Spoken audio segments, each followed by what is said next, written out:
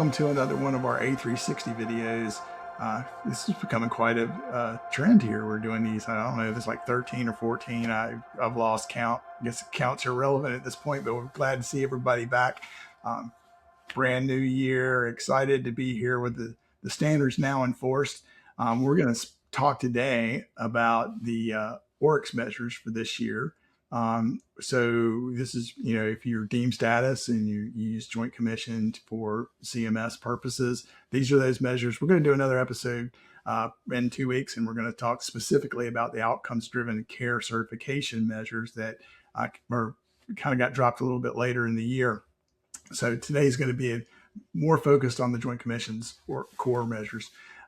So with me today are two of my favorite people, Monica Stone, one of our clinical consultants, and Ramona Cheek. It's been a long week. Ramona Cheek, it's Tuesday. Ramona Cheek, who's also one of our clinical consultants. You guys have seen them plenty of times. So I tell you what, we'll just jump right in. By the way, if you're one of our Accreditation Readiness Network members, it has been a long week, and you want your CECs, don't forget to let us know. Because I always forget to say that, so I wanted to get that out of the way. So let's just talk about what's changed in 2026, Ramona.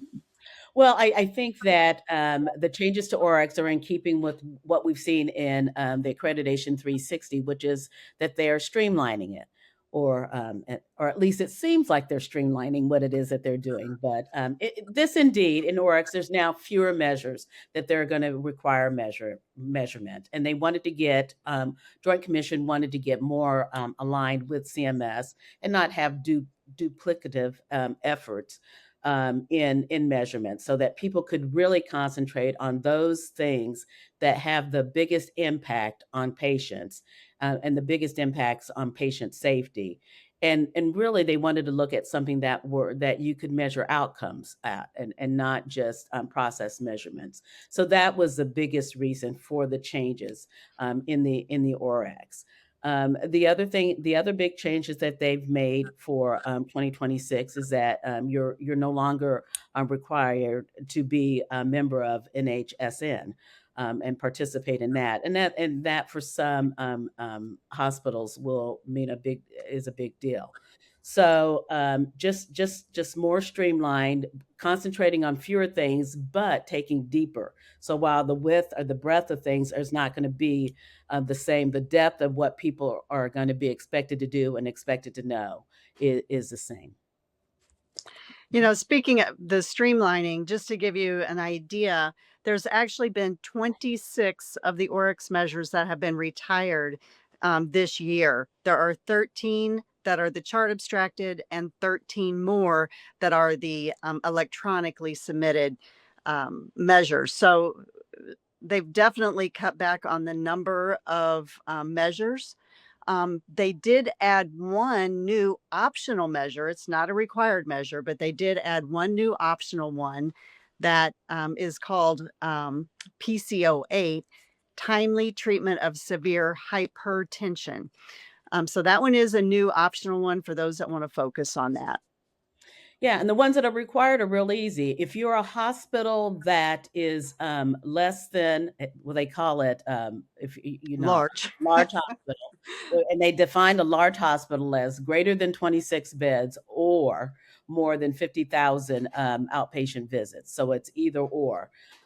You're without OB services. So if you're a large hospital without OB services, you're only required two measures, and that's hypoglycemia and hyperglycemia. That's it. If you're a large hospital, again, greater than 26 licensed beds or 50,000 visits, but you have OB services, you have 5 measures that you have to measure. And that's hyperglycemia, hypoglycemia, C-section. What are the other ones? The unexpected complication of term newborns. And severe OB complications. So those are the 5 that you have to be. If you're a critical access hospital, You just have to do the hypoglycemia and hyperglycemia. So you guys hearing a kind of a trend there? And then if you're a freestanding psychiatric hospitals, there's two measures, and it's hours of physical restraint use and hours in seclusion. So that's it. Wow. Yeah, they have narrowed it down quite a bit, huh? Mhm. Yeah, they So, have. so Go ahead. I was going to say, has anything changed in terms of the timelines for submission of this stuff? No, the timelines have remained the same. Now, what I will say is that there is an emphasis on submitting your data electronically or using the EC ECQM method, and so almost all of them are required electronic submission. And the electronic submission is for the whole entire calendar year of 2026, and it's due by March 31st of 2027. So Okay. if you're requiring electronic submission, that's it. The only measure that you can do a chart abstraction one is the unexpected complications in term newborn. So you can do a quarterly abstract submission for that, and that's 4 times a year you're submitting to that, and they do have the dates for that, which I can let's see, I can go over.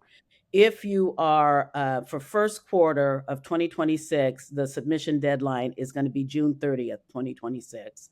Okay. For the second quarter of 2026, its submission deadline is September 30th, 2026. For third quarter 2026, submission deadline is December 31st of 2026. And then the fourth quarter submission deadline is March 31st of 2027. So, Okay. you know what? Let me go back. For the ECQMs, the submission deadline is March 15th, not March 31st. It's March 15th of 2026. O- So that's when the calendar year of 2026 is due. Okay. Well, that's really good information to have, very detailed. So, how do you see these changes affecting the survey process? Or, I mean, will there be differences? I think, the ORYX process is really kind of behind the scenes, except with their new emphasis or renewed emphasis, I should say, on performance improvement and data driven care processes. I think we might see a deeper dive into the ORYX measure topics during the survey process. And I think that might play out during tracer activity. So for instance, if your core measures are the hyper and hypoglycemia measures, then they might do very specific tracers on the diabetic patients with those problems and really dive into, do you have evidence-based guidelines in use? Are you following those? Does it play out in the medical record that you're following those? Do you have the policies and procedures to support the care that's needed for the hyper and hypoglycemic patient?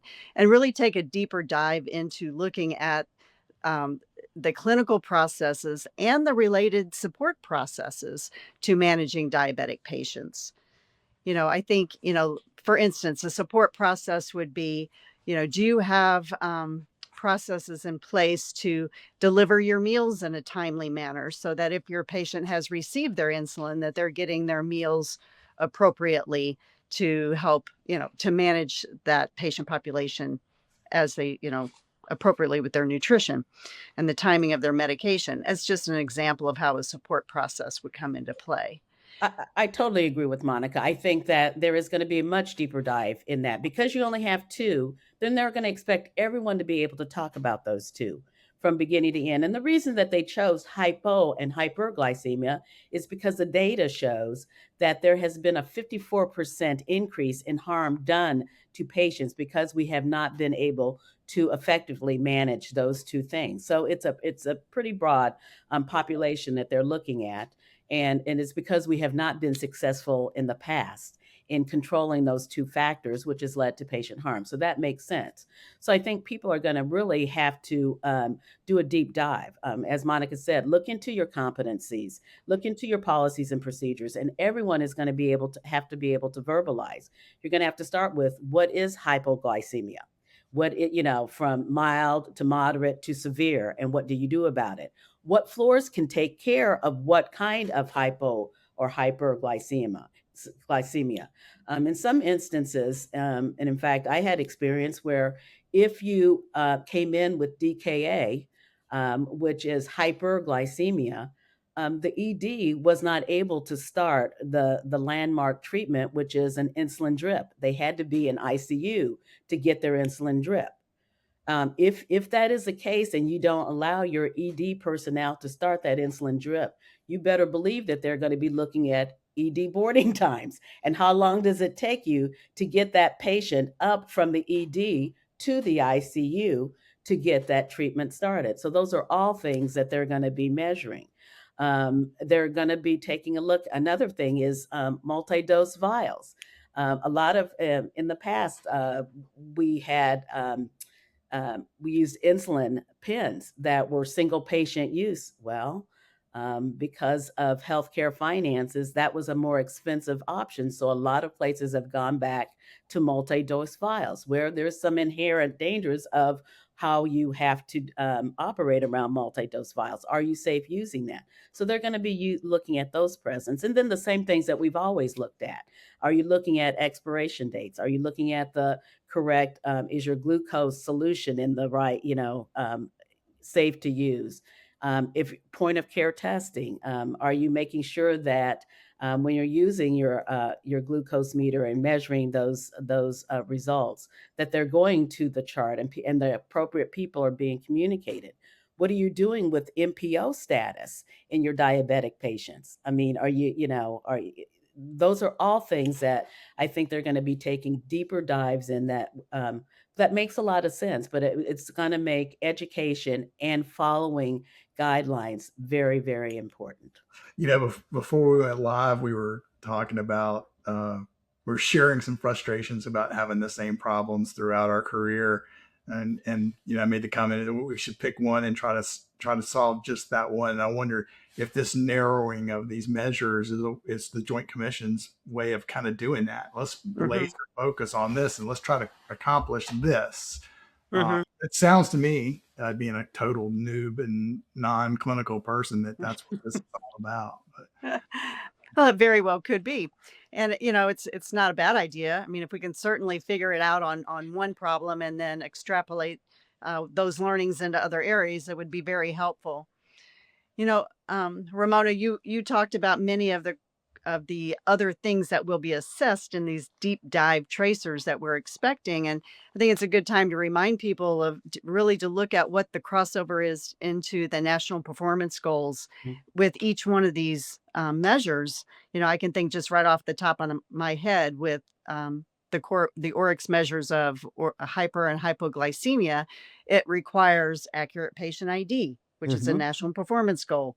It requires critical test results, which is a national performance goal. It requires looking at staff competency and making sure that your staff are, trained up and able to care for these patients appropriately, which is another national performance goal. So there's a lot of crossover that's going on in addressing just these two simple measures. Yeah, exactly, Monica. It's not enough to know what your values are, but what are you doing in terms of those values? And what are the interventions and how does that work in your institution? Right. Kind of a fun fact, and I don't know how many of you guys watch The Pit on, and I'm doing a little bit of a plug on, but the third episode of The Pit had a patient at DKA come in and they talked about the 2024 ADA guidelines.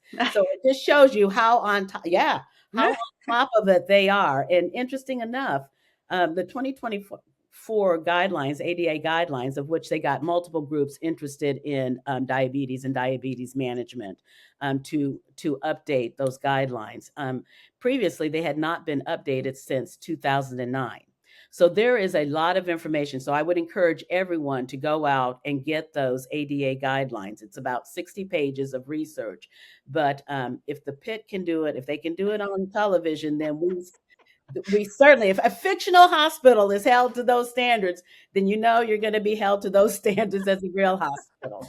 If Dr. Carter reincarnate, that's for you. I know. It Aged. Oh, was so bizarre watching that. And I'm like, oh my gosh, they are talking about hyperglycemia and using the guidelines. It's right there. Well, that's I just learned something from y'all too. You're talking about positive identification, and we were, at medical center 5 days in a row last week, and on like the fourth day, the person had checked us in the previous 3 days. It's like, and you still at 109 Bay Ridge? I'm like, no, we moved overnight. That's awesome. And she goes, it's part of the way we positively identify you guys. I'm like, wow, I had no idea. I thought birth date and name was enough. A name like Spawnbrook, it probably ought to be, but that's a totally different story for another time. So, what else? So, I'm glad you brought in the MPG. I knew it'd come up at some point, but anything else you guys want to add? If I could just add, I always have stuff to add, but I actually have a couple things. In thinking of performance improvement and the focus on that, I think it's just a good time to remember that performance improvement in the A360 comes out really strongly in many ways, but part of it is thinking through the whole performance improvement cycle, and that you have to look at, the data analytics is big. So you have to identify from your data what to improve. So look at your ORYX data, and if you have room for improvement and how you compare to other organizations, then planning out and being able to speak to what actions are you taking to improve, reevaluating, did you make an improvement or not? And continuing that cycle until you get the results that you want, and communicating those changes, the improvements, the results, all of that from the front line all the way to the board, and making sure that everyone along the improvement route can speak to what the organization is doing around these measures to improve is going to be important. So think about, how are the results communicated? Who are they communicated to? Is it reflected in the board minutes? Can your leadership of the areas speak to the actions that are being taken to improve? And just really think through that so it comes across strongly, that your organization is focused on improvement and specifically the ORYX measures. So we talk about the board and their knowledge of this stuff a lot ever since we started these back in early July. I mean, we both survey all the time. If you were in the room when one of the board members, was there, what would your expectation be in terms of depth of knowledge of any of these things? I know that's kind of a weird question, but I would expect them to be able to talk about what is it that they're measuring for ORYX? What are they submitting? I mean, so they should know the hypoglycemia, hyperglycemia, and if they provide OB services, they should know about the other three and be able to verbalize that's what we measure. And not only that, but where do we stand? What are the things that we've discovered in measuring those, and what things are we improving? okay. So pretty in depth, really. I Yeah. mean, at least I believe at least the members of the quality committee need to know that in depth at a minimum. And then the other members of the board need to know, that they're being measured, and that the hospitals, that they're focused on them and they're getting regular reports on them, all the way through the board quality committee to the full board. Yeah. They certainly should Yeah. be able to talk about what the trends are and what the trends Yes. are showing. Yeah. Yeah. Hmm. We've talked about it a lot. I was just curious. So I appreciate you guys entertaining me there on that one. So Yeah. what else do you guys want to cover about this? We got a little bit of time left. Is there something else?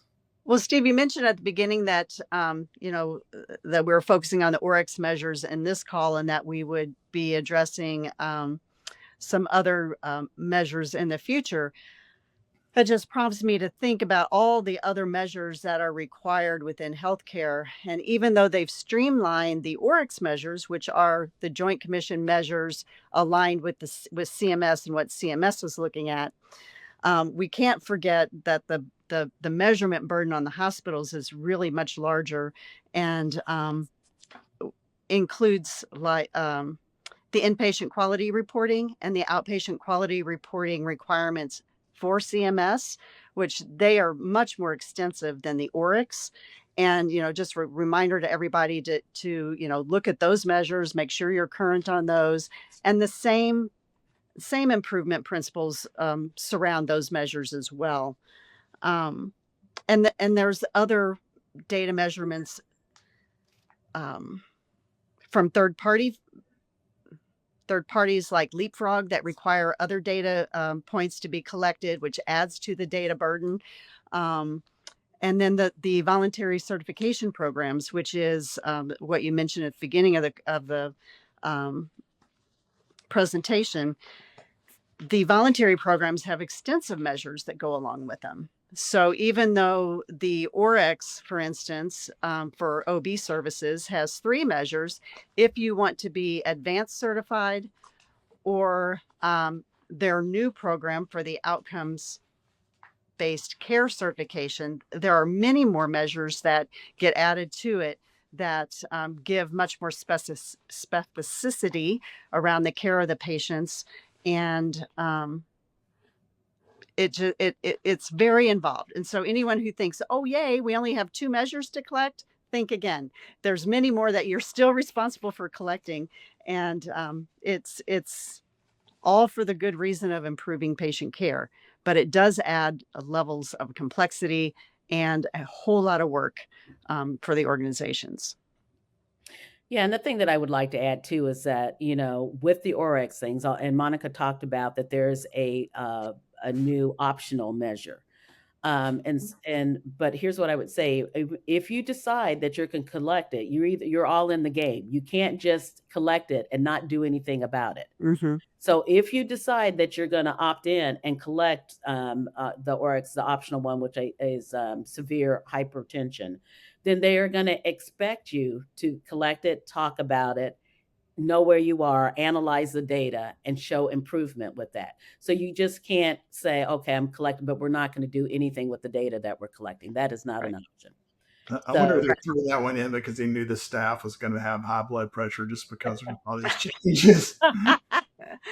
And if you're going to collect data and submit it on an optional measure, you have to do it for all 4 quarters, Right. not just for a part of the year. If you're in, you're all in. Yep. So, Interesting. mhm. Well, I'm glad. So we could talk for hours on data. I could anyway. I'm a data geek. So No, I love talking about data. Well, and I think it's a process. Is to me what was telling is like, oh, hypo and hyperglycemia. But when you delve into what are the processes that support that and what are the foundations you need to be able to do improvements with that, there's a lot. And you can look at a lot of different things under that realm of hypo and hyperglycemia. Just, just care of the diabetic patient or any, you can have hyperglycemia or hypoglycemia without diabetes too. So it's just Yes, knowing. very true. Yeah. Yeah. I mean, just think about the critical care patients who have, spikes in their blood sugars all the time or drops.